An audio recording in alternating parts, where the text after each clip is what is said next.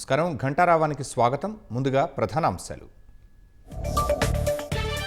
మమతా బెనర్జీ నివాసానికి సిఐడి బృందాలు.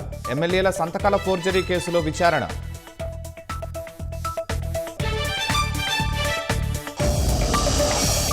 మరోసారి నెత్తురోడిన పీఓకే. అల్లర్లలో 30 మంది మృతి, 200 మందికి పైగా గాయాలు.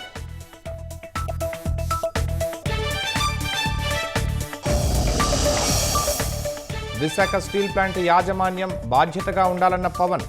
ప్రమాదాలు పునరావృతం కాకుండా చూడాలని సూచన.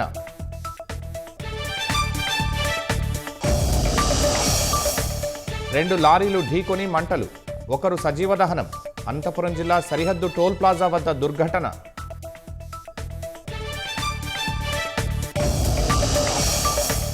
మన్యం జిల్లా సాలూరు మండలంలో ఏనుగుల విధ్వంసం. పంటలు నాశనం చేస్తున్నాయని రైతుల ఆందోళన.